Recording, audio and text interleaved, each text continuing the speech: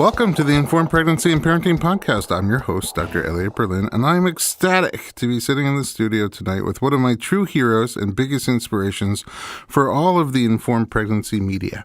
She's an Emmy award-winning television host and pop culture icon who built a career on her graciously candid sensibility and her authentic, relatable nature. She's a writer, producer, reproducer, and has an enormous and extensive list of credits. Ricki Lake, welcome to the podcast. Oh, it's great to be here. You're one of my favorite people. That can't be true. That is true. Okay, so you in just the birth found world out. For sure. I'm pretty famous among achy pregnant women. That's my group and of you leave a people. lasting imprint on them. I do. Sometimes a little black and blue mark. I've left one on you. Yes, you have. So you just found out minutes ago that I'm face blind. Yes. You didn't know that about me. I didn't even know that was a thing. Most people have never heard of it. But it's a real thing, and I literally could not pick my own face out from a lineup of So does that mean I look, what do you see when you look when at I me? see you, I see you just like anybody else sees you. Okay. Okay, so it's kind of like a digital camera that has no memory card. So when you're looking through it, you could see, but when you turn it off, you can't recall it ever. It's and gone. so how did you, okay, So now I'm going to be the eyes. interviewer. Now I'm going to switch and be the Okay, interviewer. good. Well, how weird. It's great to be on your show. How did you figure out you had, you had this? I my whole life just thought I sucked at people and was maybe just didn't have a good memory or wasn't good with names. And then I randomly read an article in the New Yorker by Oliver Sacks, who's a neuroscientist who both had it and wrote about it. He not only had this, but he also had building blindness. Same thing. He could see a building, his own home. He couldn't pick it out. So it's like amnesia. It's agnosia, which means you just can't save it. It's not like I forget who Ricki Lake is. I just can't pick you out by your face. I see. But I know your voice. Okay. I know your mannerisms. Sometimes you know your my hair. politics. And I know your politics. But also, like, I always make goofy jokes because I need to hear somebody laugh, and that's how I tell people apart. Oh my gosh, that's so interesting. See, I sometimes have short-term memory issues, but I think it's because of the Ambien I took back in the day. Oh, really? Mm-hmm. I don't take it anymore, but I took it for a long I just period made of time. sandwiches. That was the effect it had on me. Even when you say Ambien, I get hungry. I know. Suddenly stuff is gone in the fridge the next morning. You have no idea what happens. Ambien, sponsored by Oscar Mayer. Right. So when I think of you, when I think of a person in memory in past, I can't. The fusiform gyrus, the part of your brain that saves faces, mine never developed. It just doesn't work.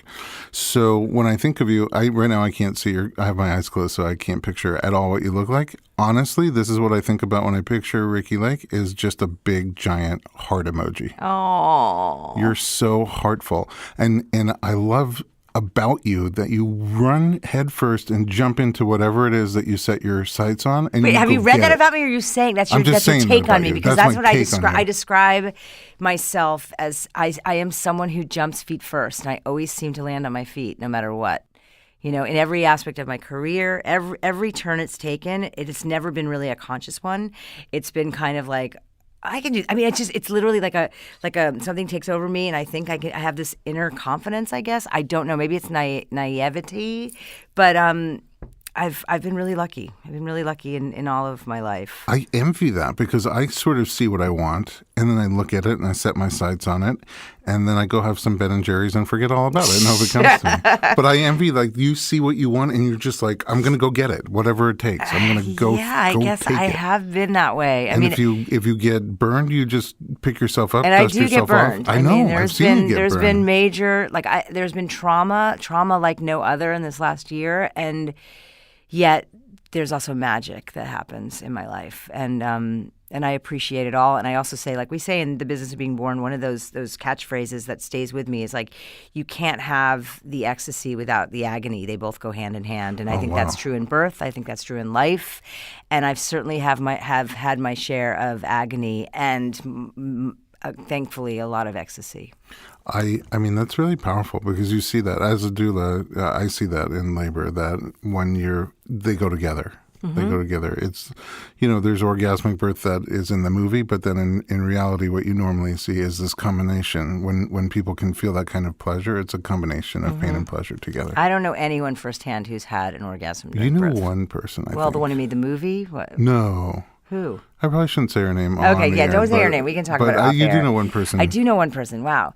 Well, yeah. I mean, I think that's was really, like her really, third or fourth really kid. rare. And Yes. the orgasm is sort of, you see that baby, and it's it's a metaphor. It's not an actual orgasm, but yeah, it's a high like no other when you can have your baby on your own terms and feel empowered and tapped into your power and see what you created and see what your body can do. It's pretty. I was once speaking at Mind-blowing. a conference and I said, nobody really has an orgasm, during childbirth. And then one guy raised his hand and said, I did. Oh, that's funny. Great. Good for you, sir. It's hilarious. Very supportive. I mean, you mentioned this year of agony, so maybe we'll start backwards. You were married and you lost your husband about a year ago. Just a year. This past week was a year. Yeah, on February 11th, 2017, my favorite person in the entire world chose to take his life after suffering from mental illness for most of his life. I mean, I knew him for 6.5 years, and I saw his struggle. I saw his struggle from learning issues, from chronic pain, processing issues, and ultimately the bipolar disorder. And it was, I mean, it's been the most traumatizing thing I've lived through, and I lived through 9/11 firsthand, watching the plane fly into the building with a newborn. Wow. I mean, I've seen a lot in my life. Losing this person has been kind of the darkest period of my life, and in some ways the greatest gift. I feel like I have truly spent this year grieving and partying. Going from festival to festival. I went to my first Burning Man. I went to the Eclipse Festival. I saw that on Facebook. I've literally lived my life like I'm living for the two of us. And I brought his ashes to the temple at Burning Man. I brought him to Ibiza. I had my clothes at Burning Man. I had all these costumes made, and I lined his clothing on the inside of my clothing so that he could be with me. And it's like this last year has been about finding myself through my greatest loss. And I feel like coming out of a year, in most ways, I feel like I'm the best me I've ever been. I feel like I know myself, and I really like myself, and I am one of the most resilient people I think anyone's ever met. You are. You're like a cat. I mean, first of all, I'm sorry that you went through that loss. And you knew him. You knew him, and you also him. saw. There were a lot of people, but few. I mean, not that many people got to really see us. You saw him. We came to your house for Shabbat, and he was very manic at that time. Very social, very funny. Super happy, and yeah. and just we sang a lot and we ate, and it was just a great time. It was a great time for him. And he was so full of heart and soul. He was the best. I'm telling you, I am going to be 50 years old in September. Oh my God! Well, no, you can't see my face, so the truth is you can't tell my age. I can see it. I just can't remember it. Okay. Well, I'm turning 50 in September, and I wanted to say I've lived is like an understatement. I've had this extraordinary life, an incredible career, incredible people that have come in and out of my life, and this one person was my absolute favorite. So it says a lot, and I know how much you cared about him. I still, and he is with me, and I have had so many gifts that have come out of this relationship and this loss. I am better having known him. I feel like I am him. The best part of him is in me now, and I now have a level of compassion, like the birth stuff and women's choices and with their health and their bodies and their babies, like all of that was my passion.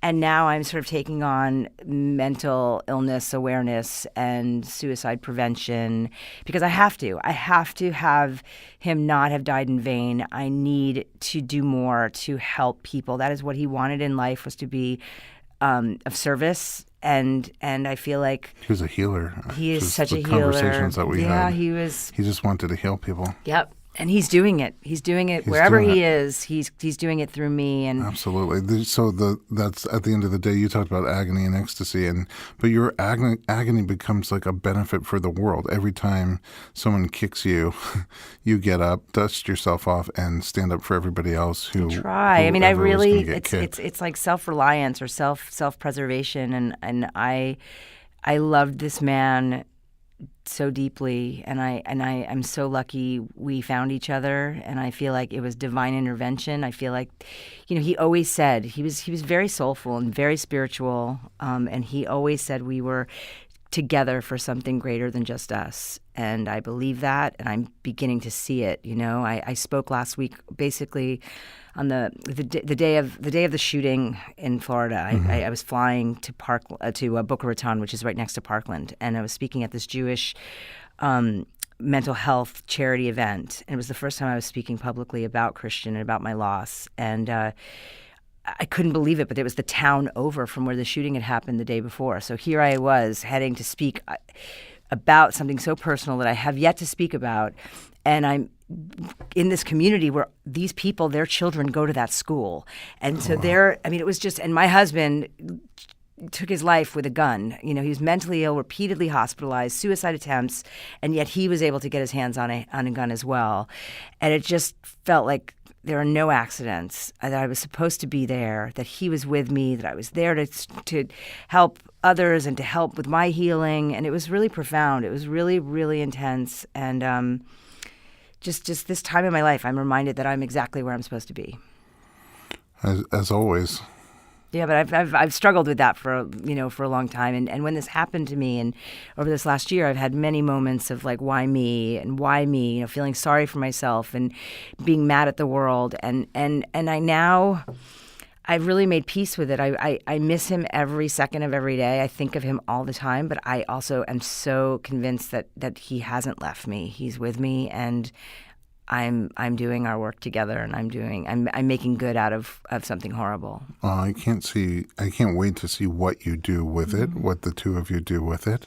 And our first is our movie that's coming out next month. So I have a movie that's premiering at South by Southwest called Weed the People, Weed with a D. Weed the People. Yep.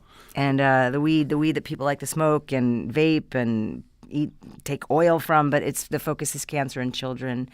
And this was Christian's passion project. It was his legacy. He's a producer on the film. It's dedicated to him. Oh, wow. And, the 11/11s, I always talk about 11/11 because that was a significant number for him. I talk about it on Facebook a lot. And all of my story, everything is 11/11. And to him, I believe it meant eternal soulmates and twin flames. And I went through all my photos, and a lot of them, he would screenshot 11/11 all the time. And it didn't make sense to me. But now I see the 11s everywhere, and I feel like it's my connection to him. And our film is having its world premiere on March 11th at 11 a.m. at South by Southwest. And again, I don't think it's an accident. Oh my goodness. You've been working on the film for a while. For 5 years. It's almost 5 years we've been making this film. So Abby Epstein, my director and partner from The Business of Being Born and all the other documentaries we've done together, we teamed up again. This was Christian's kind of, like I said, it was his passion because he was trying to heal himself from chronic pain. I remember he was talking about the oils and just for all sorts of different things. Doing research for his own stuff and also for his grandfather who was struggling with late-stage cancer. I was in physical pain. Physical pain, yeah. And headache, anything. Cannabis can be really useful for most any ailment. And so this was really the journey we started taking, and Abby said, hey, we should be documenting this, and it turned into this film, which the focus of the film is on children and cancer. Mm-hmm. So these are all, we have about 6 kids in the film that all have different kinds of cancer, and I believe it's a really important piece. I think whether it has the impact that The Business of Being Born has and had and has remains to be seen. But I do think it's at a very, very timely time in our lives. With Jeff Sessions wanting to take away all the the access that these 29 states have gotten. He wants to reverse everything Obama has done as far as cannabis. I think it is more timely than ever. So I think it'll be a great conversation starter. It's interesting. I can't wait to see it. And also, do you know where people will be able to see it? Well, no, because we haven't sold the film. So basically, the world premiere is next month. Okay. But yeah. But there's a website. There's not even really a website. That's the thing. The crazy thing, The Business of Being Born has literally changed, safe to say, the birth industry in a big, substantial way. I know the home birth rate has doubled in the country because of the film. I heard that from an anthropologist, Robbie Davis Floyd, who's in our film, and I heard the C-section rate is flatlined for the first time in I don't know how many, whatever, Decades, decades. yeah. But it's interesting, it's like we never managed to like make our money back, we never managed to like break even or, so After a gazillion people watch the film. and it's great. And, it wasn't really about that, but it would have been nice to get some money to be able to do the work that we do. Yeah, more projects. Yeah. So it's just that's been the hardest part is these funding for these projects and then, keep sustaining ourselves, you know. Well, as soon as the film is available someplace, I'll let you know. We'll send a newsletter out to our audience about it. Please. It's interesting. You're talking to somebody, I've never done any recreational drugs at all, not even marijuana, and my wife hasn't either. And people are always trying to encourage us, like, just do it. I'm like... Well, but cannabis... Let me say, is a medicine. Yeah, it's a medicine. I mean, it is recreational for some, but it is medicine. It is literally saving lives, like in a huge ways. Epilepsy. I'm not opposed to it in any way. Yeah. I've never had a need. Let's get high after this, Elliot. Maybe for the second half. Glenn, you don't know what you're missing. No? You might actually recognize someone after getting high. I don't know. You know what? That's a good experiment to do. No, I'm not condoning. I mean, I'm not pushing you to use drugs. No, I just I did have this curiosity to take a whole bunch of people in their 40s who have never smoked up and put them in a room and just see what happens together. I'd say won't go one step further and let's use psychedelics. Okay. That's the sequel. All right. We're going to spend the whole second half talking about the business of being born because it has been such a huge impact. And everybody who listens to our podcast knows about the business of being born, probably has already seen it or is getting a lot of pressure from because their you friends talk about it all the time. We do. Not only do we talk about it, but almost every guest who comes on the show talks about it. Wow, that's amazing. I mean, I'll tell you something. I mean, I know we're going to talk about it, but again, the whole idea that I jump feet first into something, I mean, making that film was personal to me. I did not ever anticipate that it would have the impact that it would have, that people would have the interest in it. It was really something that I felt I needed to do. It's a game changer. It's a game changer for individuals. It's a game changer even for hospitals and for birth as a whole, at least in our country and probably beyond. Abby and I had no idea.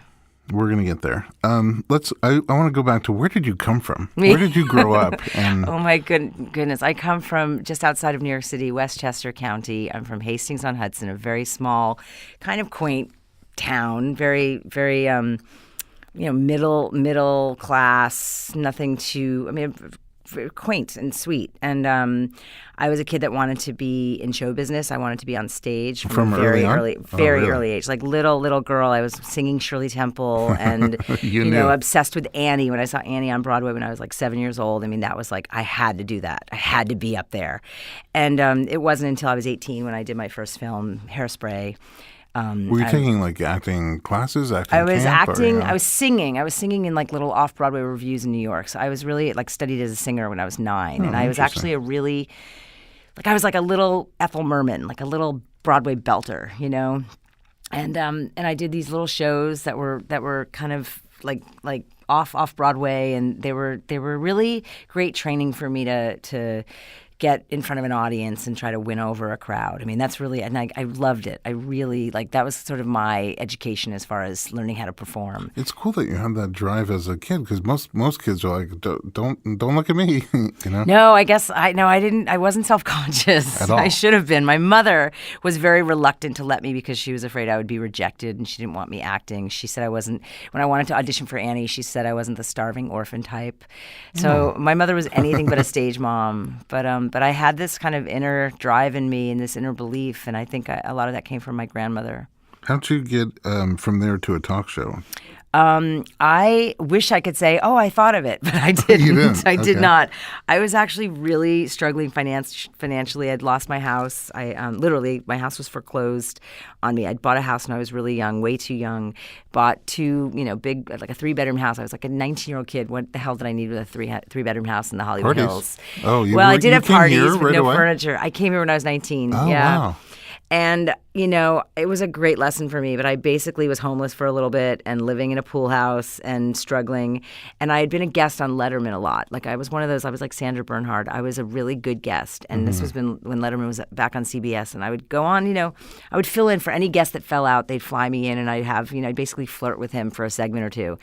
And it was from that they were looking, the producers were looking for a younger talk show host, a younger Oprah. And I was one of 100 girls that auditioned, interviewed, and they gave me the pilot. And I just was like, I needed the money so bad. I was like, okay, I'll do it for $5,000. You know, I needed the money so badly. And then it just kind of snowballed. Like, it just moved me to New York, changed my life, you know, got me out of debt. You know, I mean, it became this phenomenon. And again, I didn't really, I didn't think twice when a 24-year-old is offered to be a talk show host. I really didn't think I couldn't do it. I would channel Oprah. Like, I would sit there and I think, okay, what would Oprah say? What would Oprah ask? And yeah, because at 24, you don't have like that much life exposure experience. to the world. No, so. I didn't. I mean, but in that job, I mean, I think looking back on it, I was naturally good at it, and I think I kind of, a lot of people can't do it because a lot of people tried to do what we did and couldn't do it.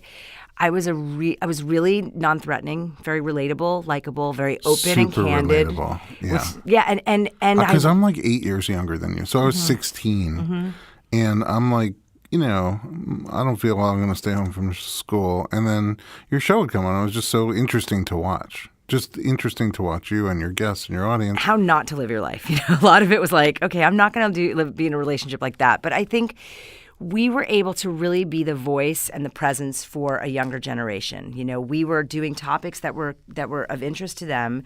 I was treating everyone with respect. I mean, I really am proud of the work I did because, you know, I really did treat every relationship, whether it was a gay relationship, interracial, biracial, you know, I treated everyone with the respect that I would want. And I think that went a long way. Like, I meet people now, you know, I met someone at the airport, a gay man who knew it was me, and he's like, I have to tell you, you helped me in coming out and being who I was because your show was the one place I could go. I grew up in Montana or whatever, and there was no one like me, but I could turn on your show and see gay people that were being treated well. Oh. So it was, you know, that kind of stuff really, I look back on and I think, wow, we were kind of revolutionary in that time. I remember feeling like you were curious and confident, and those two things were like and I'm magical. a good listener. I'm a really good listener, and I really am curious. And I, you know, I'm not like a comedian who like is thinking up the joke while someone's talking. I was able to like really kind of pay attention,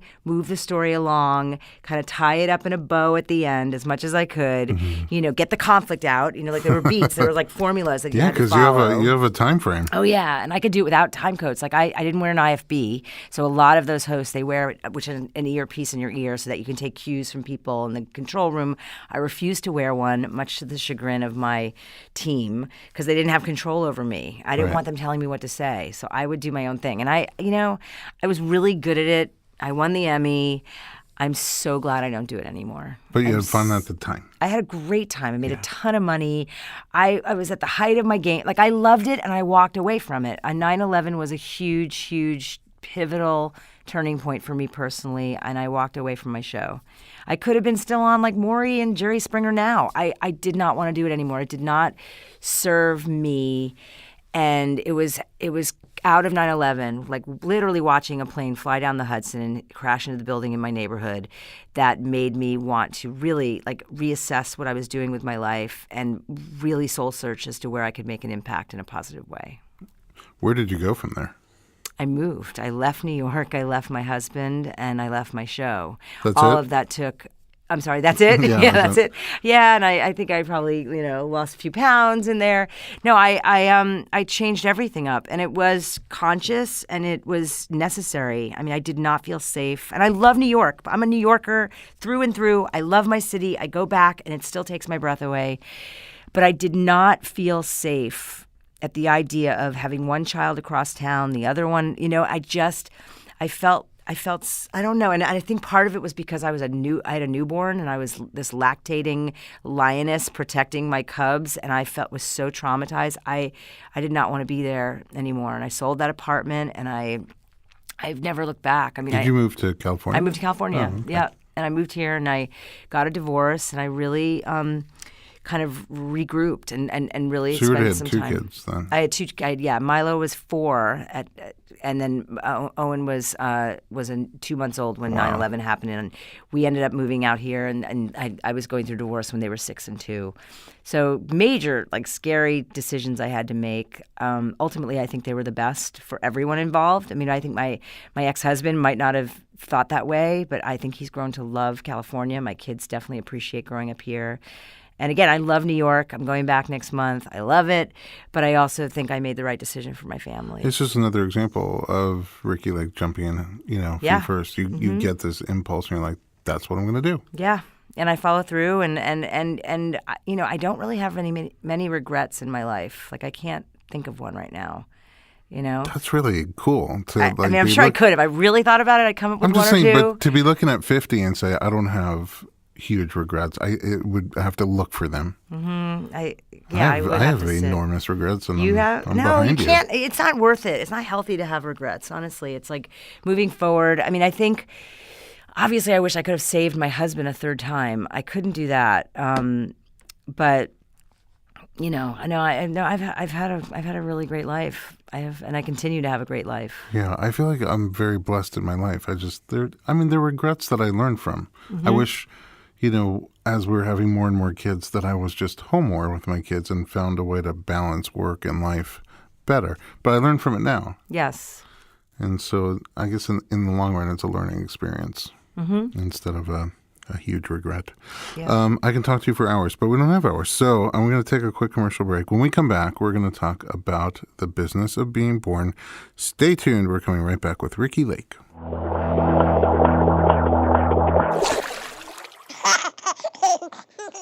Babies and toddlers spend 10 to 14 hours a day sleeping and playing on a crib mattress. For the first few years of a child's life, the mattress is the single most prominent object in their environment. With that in mind, a safe and healthy mattress must be a top priority in your child's nursery. For the past several years, there has been growing concern among physicians, health professionals, public safety officials, environmental advocacy groups, and consumers regarding the possible effects of chemicals on our children. Many researchers suspect that toxic chemicals are playing a significant role in the dramatic increases that we are seeing in childhood disorders. Some chemicals that have been widely used in baby mattresses for decades, such as phthalates and PBDEs, have recently been banned or voluntarily removed. Unfortunately, they're often simply replaced with other phthalates that may be just as harmful. Using a different set of materials, Naturepedic has thoughtfully created a line of baby mattresses that offers a much-needed solution to the chemical and safety issues, as well as the quality and comfort concerns of today's discerning parents. Naturepedic has become the standard for safer, healthier, organic baby and children's mattresses. To learn more and see examples of Naturepedic's organic crib mattresses right now, visit naturepedic.com. Naturepedic also has organic mattress galleries in Southern California and local retailers throughout the U.S. and Canada. To find a retailer near you, go to naturepedic.com and click on Find a Retailer. That's naturepedic.com. Congrats! You're pregnant! Now, what do you do during the next 9 months? You need Preggy Pals, an audio podcast that educates and entertains expectant mothers and those hoping to become pregnant. Each episode features pregnant moms-to-be as well as experts. Together, we explore topics aimed to embrace pregnancy and encourage women to pursue their choices when giving birth to their babies. Preggy Pals is part of the Parents on Demand Network. Look for our free network app in Apple and Android to discover more great parenting shows and listen to your favorite episodes on the go.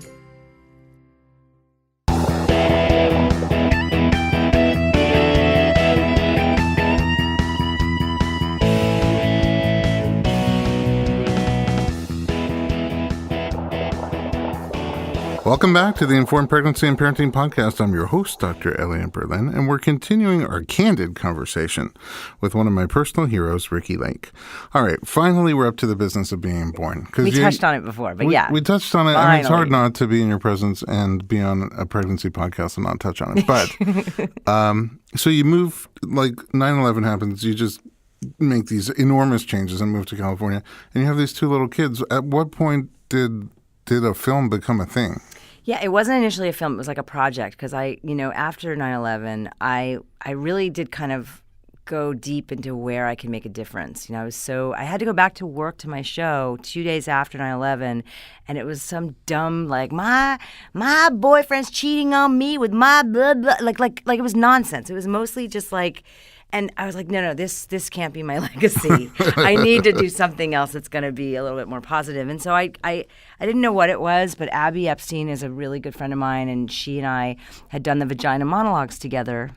How apropos. She had directed me in that, and she came to visit me to see my new fat house and my new life out in LA. And I said, I have this idea. It's like I was so impacted by both of my birth experiences, one in a hospital setting and one at home, and what I learned in between, and how I got caught up in the whole art of birth and going to see Ina May talk and all these people. It's just I was so fascinated by what so many of my friends and peers did not know, and so I gave Abby, I remember it so vividly. I gave her Spiritual Midwifery, Ina May's book, Birth as an American Rite of Passage, Robbie Davis Floyd's book, and my 9-hour home birth video that I had never watched. It's like my unedited 9-hour birth. Who shot it? Yeah. I think my doula and my husband would switch over and... it was never shot to show to anyone. It was really to document my own experience. It's just like when people just take pictures or video at their birth. And it was on a camcorder. It was like, this is back in, my second son was born in 2001, on one of those tapes. It is still in the machine, and I just handed it to her, and I was like, here. And she sort of went back to New York and checked everything out, and she's like, I think it should be a documentary. And I was like, okay. And then it was like, all right, let's just start. And so then I bought the equipment. I paid for this movie. It was $450,000. No one would help us fund it, and no one because it didn't care. Because they did. We went. I remember we met with HBO, and they were like, "Oh, this is a great idea. Come back with the finished film." Home birth office. Yeah, I know. Home birth. Right. No, no one. Documentaries are really hard to make. They're really hard to. Now with Kickstarter and things like that, it's a little bit easier. Because you made your own documentary. Yeah.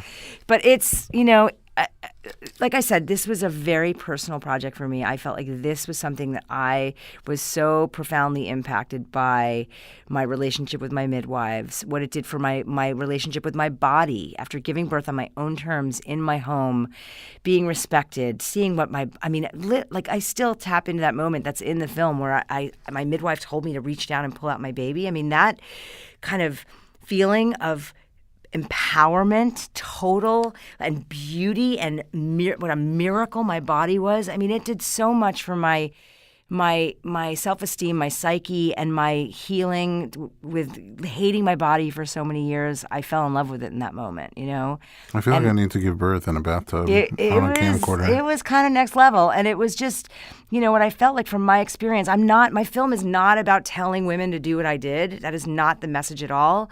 But there is a message of this opportunity for women to be tapped into their power has been taken away in a lot of instances, unbeknownst to them, and not for any good reason that I can find. It's really out of the interest of the hospitals and protecting themselves from a loss. All these factors play into that.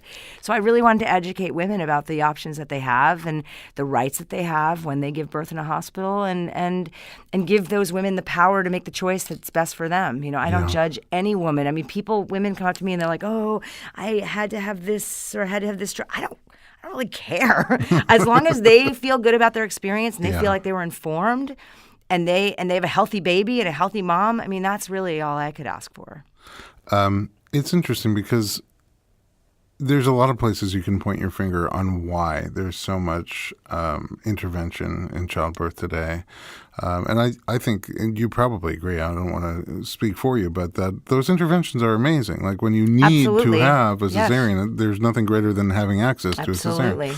Or even if you want to. Yes. And if you need to have any of the other interventions, whether it's induction, augmentation, pain relief, they're great, but they're also overused and pushed a lot of times on people who don't need them and don't want them, and people are made to feel like they couldn't possibly have this baby without them. And the reasons for that, I think, in the title, The Business of Being Born, sort of suggests there's a business to it. Like if you're in my restaurant sitting at my table, I want you to eat your meal and go out so somebody else can eat their meal, and just kind of move it through the factory.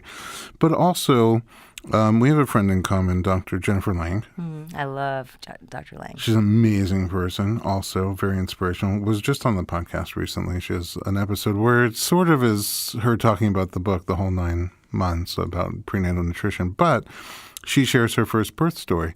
And it's really eye-opening because she's an OBGYN who chooses to have an elective cesarean because of all the fear that she has about childbirth, because of the way it was presented to her in medical school.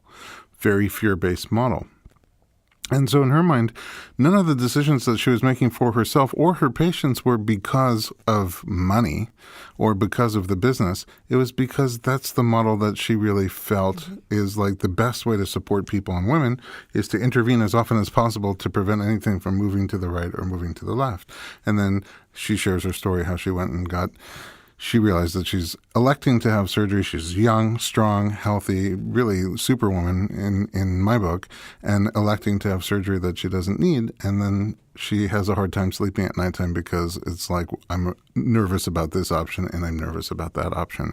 And then she does hypnosis and well, you can listen to the episode and hear what happens. It's kind of an amazing story. Yeah, she is an amazing story. Yeah, but I think a lot of the decisions are being made based on fear, and a lot of these we all give up our power when we think doctors know best. We're in a hospital setting; it's a place where sick people go, and a lot of things are stacked against you. So it's. I mean, honestly, I don't have the answer. Like, I think everybody should have the right to have the kind of birth they want, where they want. They should have all the options available to them.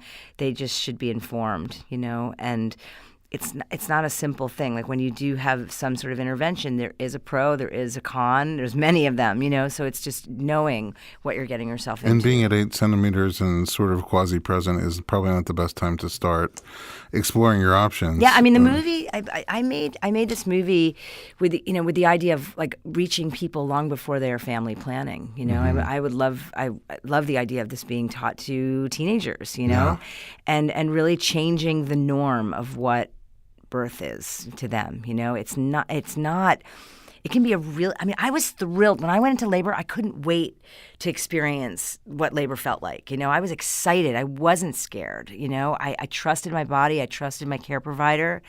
I had all my backup in place. I was elated at this opportunity, this experience. And so it's the mindset that I think needs to be shifted. Sure, because you don't normally see that.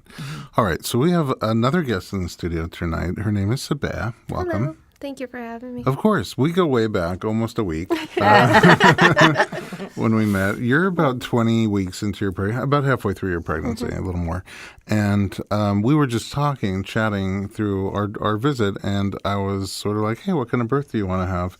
And then you became, in my mind, the question mark emoji, which is you're not 100% sure. Right. And so a lot of your friends, you said, recommended, why don't you watch The Business of Being Born? Because I guess it helped them become more informed. And you told me, I'm nervous to watch The Business of Being Born. Tell me more about that. It's funny because everyone who saw the film spoke about it, and they said it was eye-opening. You have to see it. There was so much information to be gained. And I was just like, I don't want to be exposed to another institution that's going to disappoint me. And that's where my fear developed. I didn't want to necessarily know about how doctors operated in the hospitals. And there was a certain, ignorance is bliss. And, but in preparation for today, I said, okay, I have to watch it. So you watched it? Yeah, I did. Oh, you did watch it. It's funny how the stars align. I was kind of, go ahead, do it. And then my husband and I watched it last night, and the overall feeling was just confident and certain because I knew in my heart, once I was exposed to your documentary, I knew what the right decision for me was, and I wasn't ready to make that decision. So that was my feeling. But I still do have a lot of questions and doubts, and I don't necessarily have a fear of giving birth. I'm uncertain as to what's the proper decision to make. What does it feel like? Like, when you say what is the proper decision to make? First of all, I always look at a birth plan, for example, as a flow chart. Mm-hmm. What a lot of people consider their whole birth plan in my book is page 1, right? It's the most natural birth you can possibly picture yourself wanting to have. So for some people, that's, squatting in a strawberry field with nobody around them. Fine. Some people, it's a home birth with a midwife, home birth with an obstetrician, which is an option we have here in LA, or a hospital birth with a midwife, medicated, unmedicated, vaginal, abdominal. It doesn't matter. It's your birth. So in my mind, it's what's the most natural birth you want to have, and that's the starting point. Let's aim for that, right? But let's say you got to 36 weeks and found out your placenta was blocking your cervix, placenta previa. Almost nobody will deliver that baby vaginally because it doesn't make sense. The placenta will necessarily become traumatized, and it's dangerous for you and for the baby. So then we have this great, safe other way to get the baby out. So that's an example of going down the flow chart. If you're in labor, and let's say your plan was, I want an unmedicated birth at the hospital, I want to labor at home for a long time, and then go to the hospital later. And you're in labor and you start to feel overwhelmed by it, and you start to not just have pain but suffering, then you have lots of different options on how you can alleviate that discomfort for yourself. So in your mind, you're looking for like the right choice. What strikes you at the beginning, or do you not have enough information about the choices? Well, I never had a vision for a birth plan. I still don't have a birth plan. I never envisioned it to be a certain kind of way. What really struck me is this issue, this growing issue with autism, and what's the right decision to make for my baby, and how do these drugs impact my baby? And there just wasn't enough information out there for me to make a decisive decision and then create a birth plan, because that is the most important to me. And part of watching the documentary, there was a section they spoke about how there's not enough data on long-term effects of epidurals and Pitocin, but also the mixing of those cocktails and what that does on the fetus, and so. Yeah, it's a lot to consider, but you do have options, and that it must have been empowering. I would imagine to have the information. Better. The whole ignorance is bliss thing, I think, is. I mean, I personally think it's better to know what you're getting yourself into. When you step into a hospital. And I realize, like, yes, I'm a filmmaker, but I'm also pretty opinionated about my own choices. Like, I didn't like personally being plugged into an IV when I wasn't sick. That idea of like, It's a very personal choice that you have to make, but you have options and you have someone, on your side. Elliot Berlin is the best, And how do you work with your patients? Like with someone like here that she doesn't know. Do you offer suggestions? Well, I try to. We're on the same page. Informed pregnancy and business. No, we're of being born doulas, are but we're similar. not supposed to advocate for the patient, right? So can't push our own It's agenda. a different kind of advocacy. The advocacy is information, right? The advocacy is to put you in the driver's seat. And you can't really be in the driver's seat unless you have awareness of what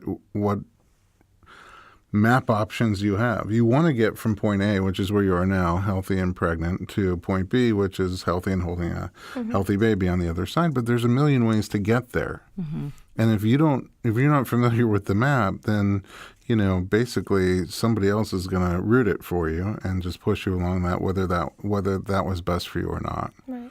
So once you know your choices, then you can sort of set up a plan to find support for those choices. But unless you know the options, you can't. So what I do is I always tell people, watch The Business of Being Born. And usually they've seen it already. But if not, watch The Business of Being Born. Read Ina May, become aware of birth.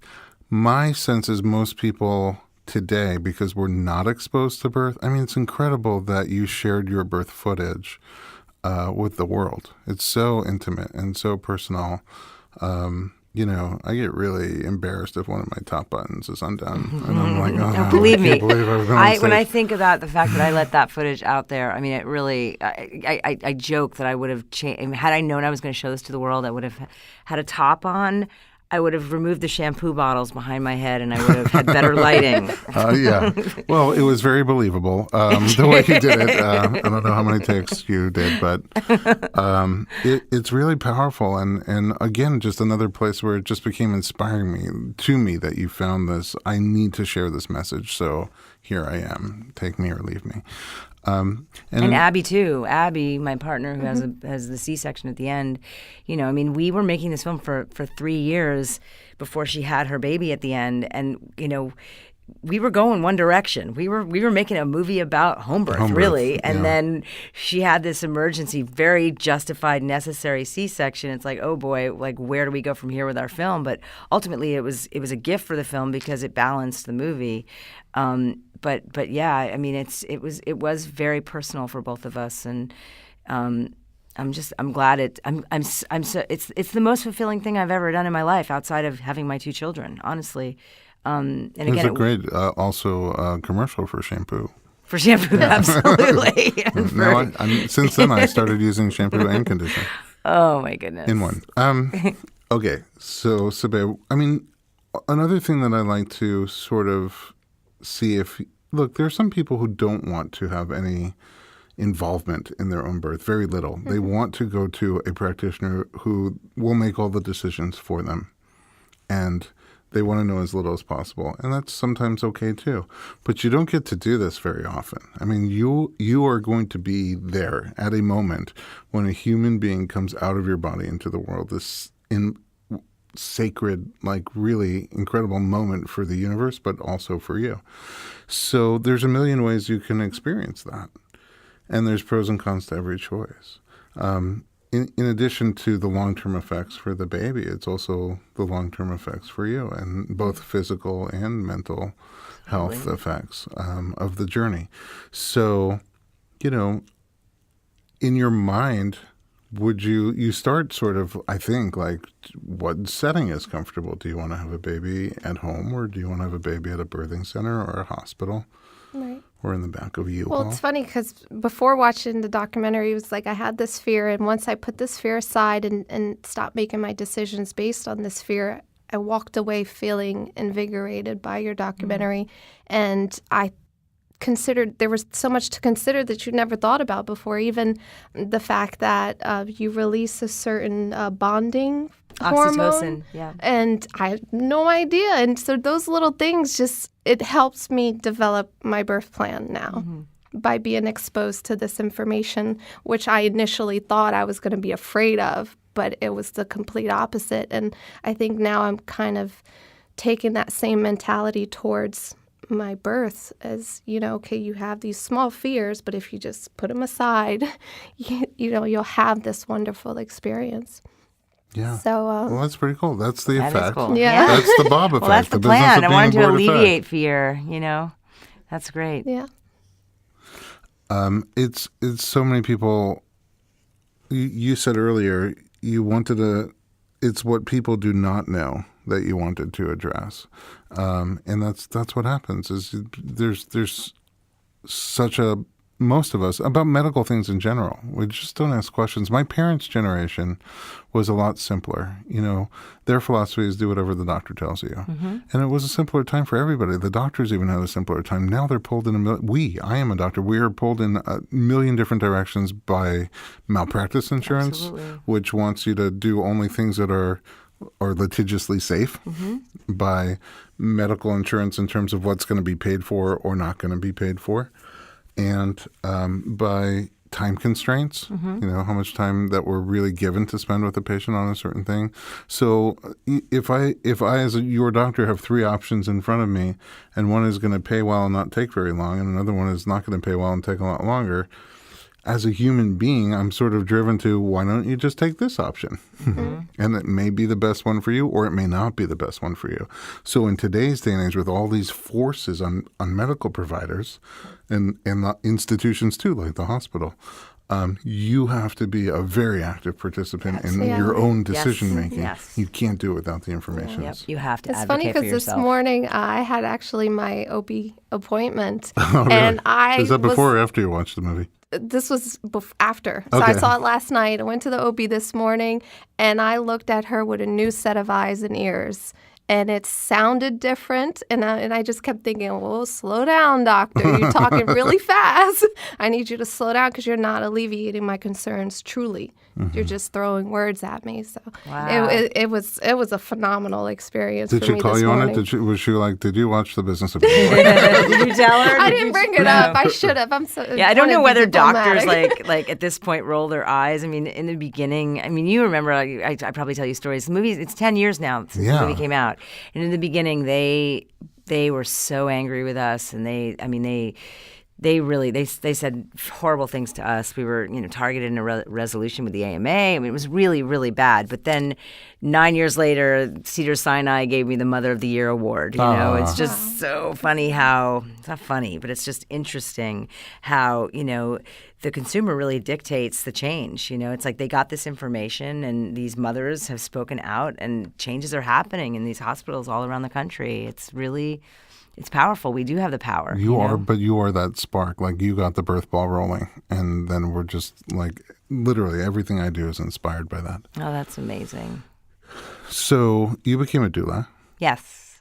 I haven't practiced, but I did go through the certification with Are you going Anna to Paula. start going to some births? I would do it for friends. I mean, I don't know. Here, to be honest, I think I'm a better advocate for the profession and for the birth world than I am. I'm a little too opinionated, I think, and I don't know. I think if a dear friend of mine wanted me to participate and be their doula, I would be honored and I would jump at the chance. But I'm not really taking clients. Okay, I hear you. I'm not. Although I was going to assist you. Remember, there was one birth you said Yeah. for me to come in, Yeah. and I was going to, but then she changed her mind or something happened. But yeah, Well, I still. How many births do you do a month? I just stopped going about 3 months ago. You stopped because it was I too stopped. much. I was Yeah. going to too many births. I was Yeah. going to 1 or 2 births a week, and I work at the office 10, 12 hours And you a have, day. four I kids, I 5 think kids? Yeah. something like that. Yeah, yeah. I lost track. So it's, it was too much for me, and I just wasn't seeing my kids. That's what I was saying earlier, the work-life balance. So Absolutely. right now I'm doing this. I have, I think, another friend of ours who I am going to do her birth in the summer. And because I was at her first, and she really wants me to come to her I'll tell you, if I were to have another child, I'd like you at my birth. I'll be there. Yeah, No I don't think problem. that's happening. Maybe a grandchild. That's How about why. That's why I can commit. Yeah. Oh, you probably. Yeah. I'm sure you're going to end up attending birth as a doula. You're so passionate, and also you can help somebody tap in. You've been there in a way that I could never, because I'll not do that. I'll never. In one sense, I'll never have to do it. In another sense, I'll never have the opportunity to do Right, it. right. But you have. So there's a way that you can sort of connect with somebody. I have this, because I do body work at birth. So sometimes I'm there with a doula very Right, frequently. right. And I get to watch these amazing, I go to birth with Anna Paula and watch her just. She's my goddess. Yeah, she's Anna Paula incredible. Markel. If I can, Beanie Birth. She's an educator, childbirth educator. I was trained with her. She's one of my dearest friends. She's an angel. We've got an episode of the podcast of Anna Paula Oh, talking she- oh, about is she? everything about what a doula is and how they're trained and what their scope of practice is and how to Magic, pick that one. woman. Yes. She's yes. magic, and she trained both of us to be doulas, Yes. and my wife to be a doula as well. So I get to watch these amazing doulas in practice, and I just know, because you're so passionate And birth is amazing. It's the most miraculous experience, and particularly if you can see one that's natural and see a woman in that moment, like it is awe. It is just sheer awe-inspiring to watch a woman give birth. It's one of the most beautiful things you'll ever see in your life. yeah, it's sort of. Sometimes it's like this reality competition, it seems like, or watching somebody climb Mount Everest who doesn't think they can do it, right? And then they have this Sherpa, and the Sherpa's been there and knows the ropes a little bit, and sort of guides you. And just when you think you can't do it, you realize that you can, or you get a little distraction and go. And then that climax when you do it, however it is that you do it, and this baby comes into the world and you're holding them, it's just it's an incredible moment. It's addictive. So now it's been 3 months that I haven't been at a birth, and I'm You like, miss it? yeah. And my children, my oldest is turning 21 next month. My youngest is going to be 17, and the youngest is the water birth that's Your in water the film. baby. I still, when I think back on that moment, I mean, it's just, that was one of the most powerful moments in my life, and it's changed me on every level. Like that if I can do that, I can do anything. That has stayed with me through every aspect of my life. So it's interesting. I don't have very visual memories, especially with faces, but all of my kids' births are sort of burned in my mind, like with a branding iron. But the water birth, we had one water birth, and the incredible thing about water birth, there's a lot of them, but is that the baby comes out in water and isn't breathing yet. They're just in water like they are inside you. And then the midwife put him in my wife's hands, and she brought him to the surface and then brought him through. And you watch him take his first breath. It's usually lost. That moment is so burned in my head. So I'm grateful for that. We're running out of time. I do have another question for Ricki, but do you have any other questions? Oh, I have plenty of questions. Fire I'd love away. to hear more. I mean, even just about your documentary, when your friend, the director, I didn't understand how the doctor didn't catch that the baby wasn't getting the nutrients that it needed. Yeah, because she was having a home birth, so she had not seen him regularly. He was the backup doctor. So I have to remember because it was 10 years ago now. but he didn't see her regularly. Like at that point in pregnancy, he would have seen her every week. But the midwife was seeing her, and she was measuring fine. So it was just something that slipped through the cracks. And they didn't catch it, and the baby had IUGR, intrauterine growth restriction, retardation. Either way, and I mean, most cases those babies die; they're stillborn, and so she was very lucky that he was born at 36 weeks. I remember he was 3 pounds something. Oh my God, my sneakers are tiny, 3 pounds. tiny. But ultimately, he's healthy. He's 11. Wow, or 12. He's like goes fast. Mateo is, he's amazing. He's an amazing kid. He's a huge Clipper fan too. Yay! But yeah, that's why, because he wasn't because she had a midwife.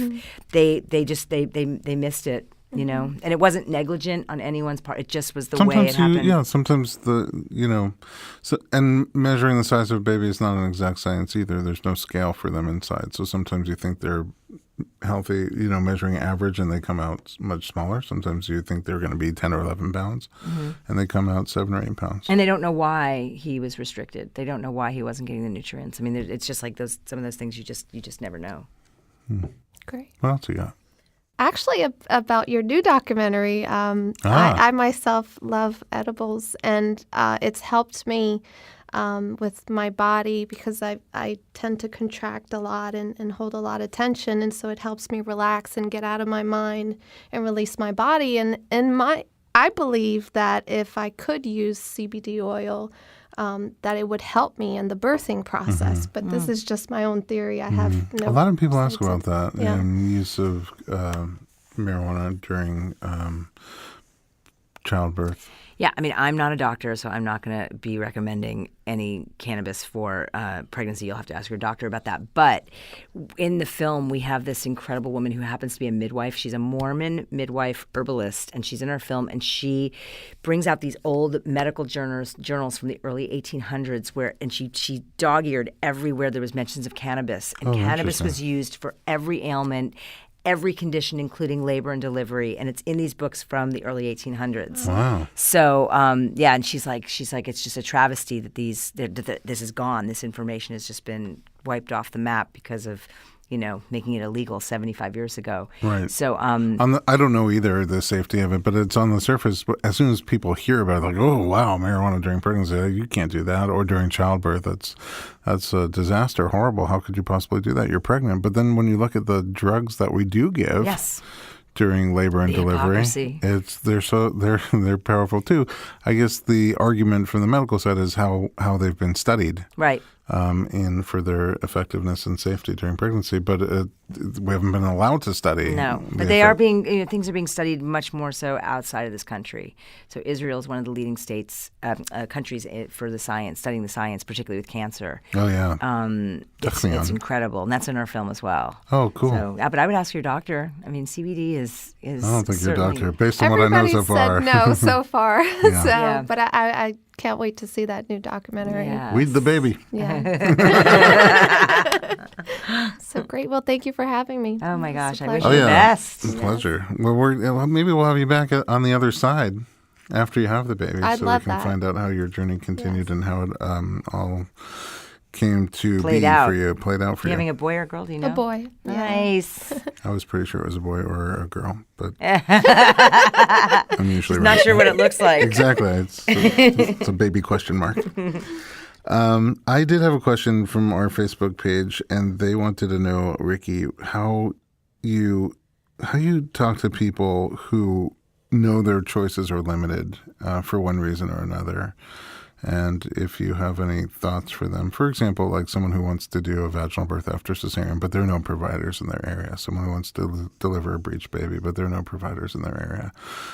Someone who wants to do a home birth, but there's like backlash from family or friends. I mean, I think you make the best choices for you within your circumstances. I mean, it is unfortunate. I don't know how many hospitals today don't do VBAC. I mean, I think back in the day it was like 300 hospitals refused to do VBAC. I feel like that's changing.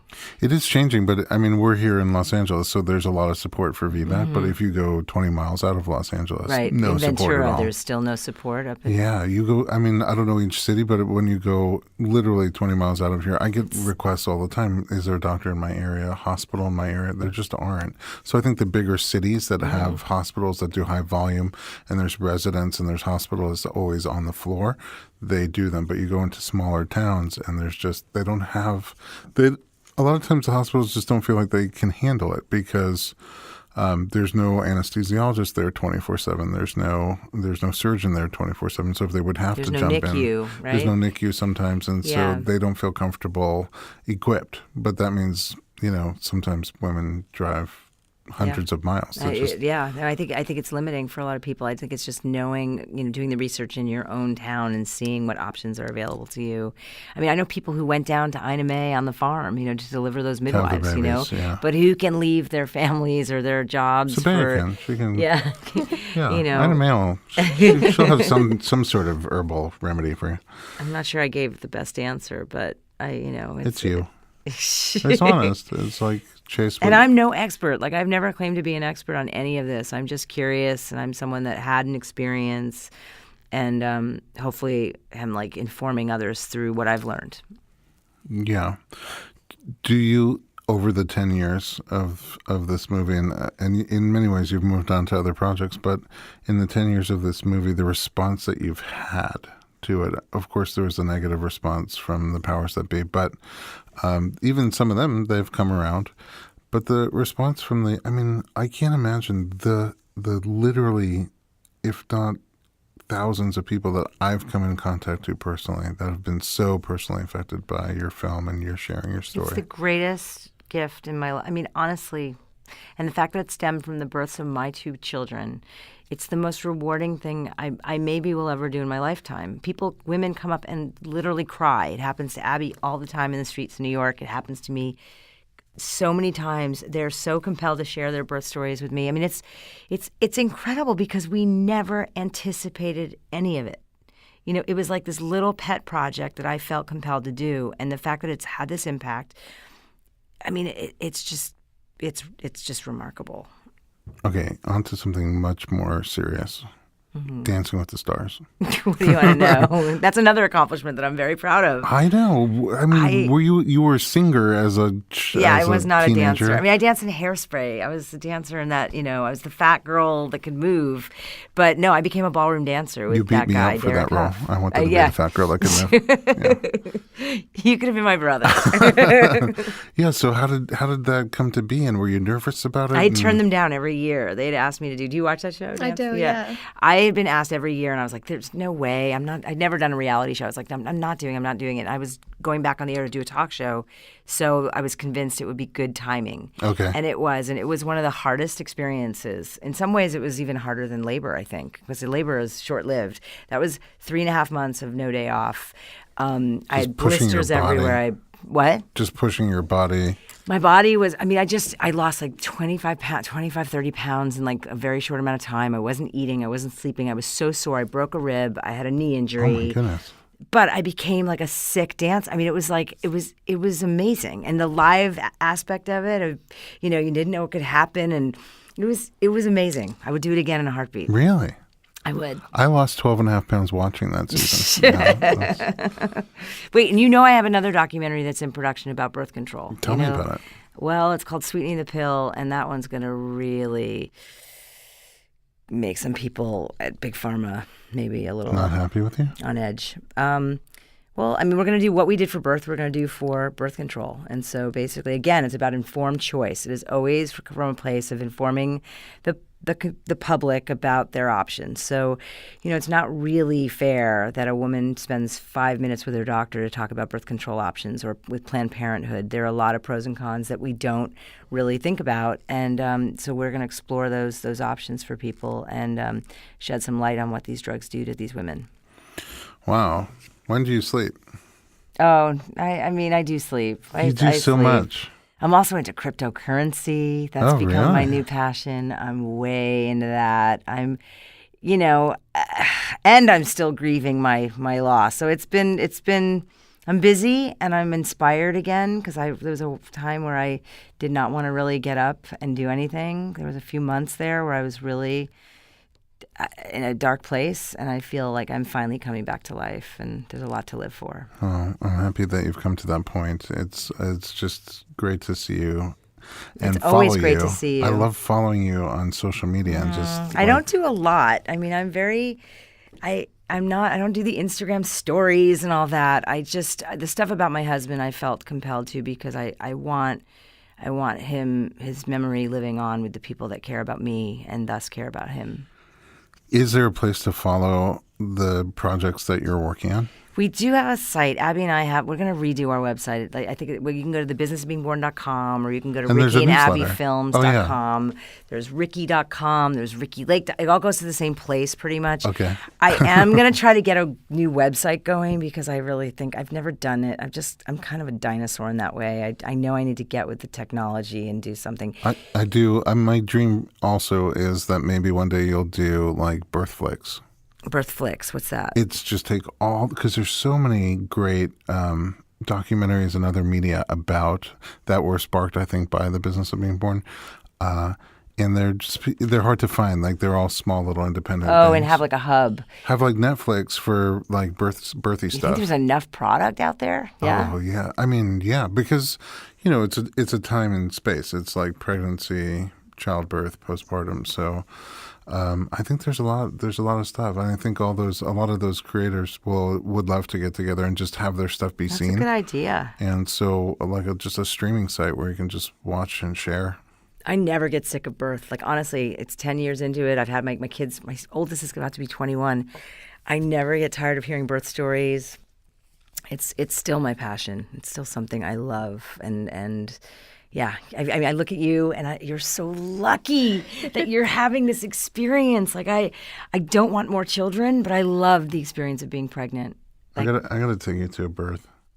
Take me to a birth. Yeah. Yeah, take me to a birth. Yeah, I'm gonna take you. Don't to a ask birth. who. Yeah, I'll just just take it all in. I would love that. A natural birth. Yeah. Like a home birth. Yeah, I'll take you to I would home love birth. that. For sure. If they'll have me, I'll bring some good food or something. They'll have you. Oh, food is just sweetening the.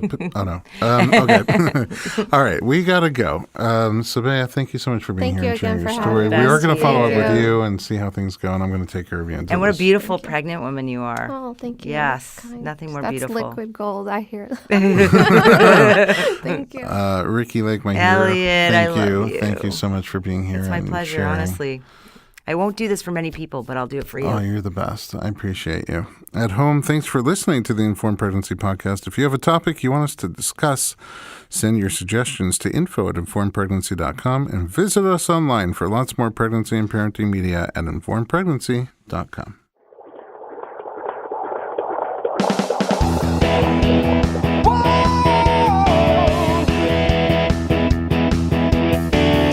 Doctor, give me the news. I got a whole lot of questions for you. This kid's gonna test my will. I got a lot to learn, and my baby's due.